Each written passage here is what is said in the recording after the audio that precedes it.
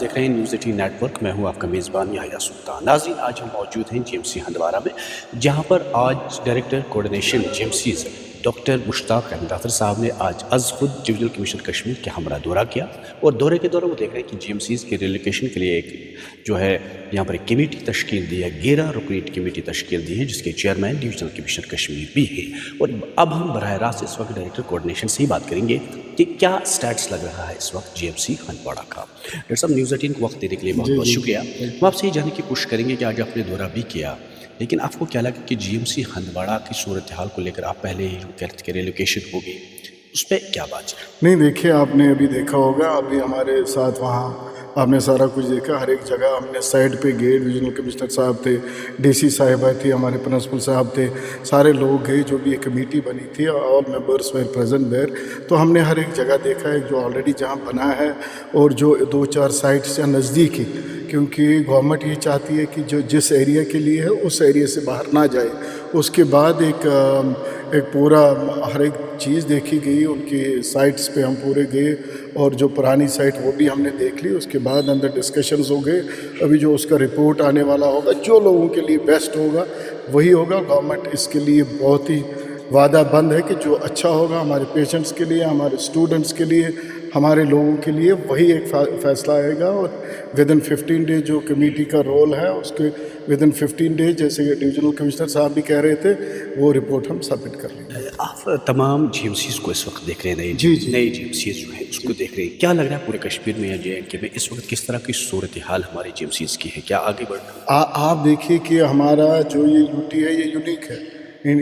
اگر ہماری عبارت میں دیکھا جائے کہ یہاں پہ اتنے سارے میڈیکل کالج آ گئے، اور اس کے بغیر بھی کینسر جو سپر اسپیشلٹی ٹائپ دو کینسر انسٹیٹیوٹس دو ہے بڑے بڑے، جو ایمز دو بنے ہیں، آپ کے 7 میڈیکل کالج پلس جو اولڈ ہمارے 2 میڈیکل کالج، اتنا میڈیکل فیسلٹی مجھے نہیں لگ رہا ہے کہ آج کے ڈیٹ میں ہمارے کسی بھی اسٹیٹ یا کسی بھی یو ٹی میں ہے.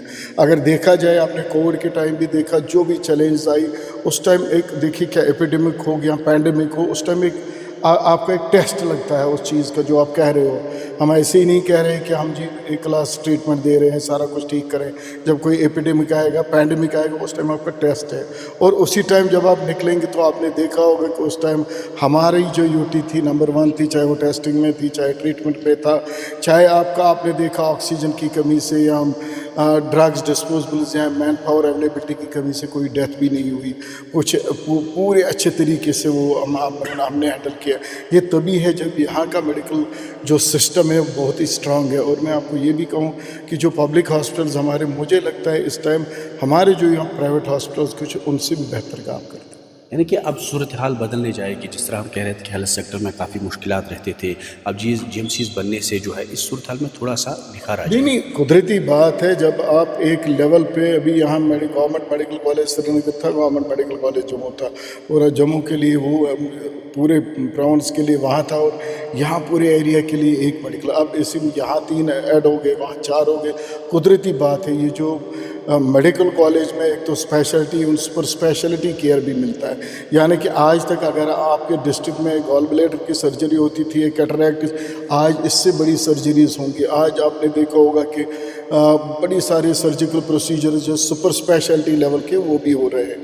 اور مجھے لگتا ہے فیوچر ہمارا بہت ہی اچھا میڈیکل کے حساب سے اگر دیکھا جائے، خاص کر ٹرشری لیول ٹریٹمنٹ کے حساب سے. دیکھا ڈی سی صاحبہ میں تھی، اور پرنسپل صاحب خورشید صاحب بھی تھے. ہم نے ایک پورا ڈیٹیلڈ راؤنڈ کیا. جو ایک بلڈنگ بنی ہے، نئی بلڈنگ ہے، لاسٹ ٹائم میں آیا تھا، ہم نے پورے ڈائریکشنز دیے تھے کہ ہم اس میں شفٹ کر کے سٹارٹ کریں گے. 2-3 اڑچنیں تھیں اس میں، کہ جو میکینیکل کا کام تھا اس میں کوئی ٹینڈرنگ یا باہر سے آنے کا کوئی آؤٹ سائڈ کنٹری بھی چیزیں آ رہی تھی، وہ بھی لگ بھگ آنے سٹارٹ ہو گئی ہے. ہم نے ہر ایک فلور میں کوشش کی ہے کہ اس کو ہم وہاں جو مین ہاسپٹل ہے اس کو ڈی کنجسٹ کر کے وہاں چیزیں رکھیں.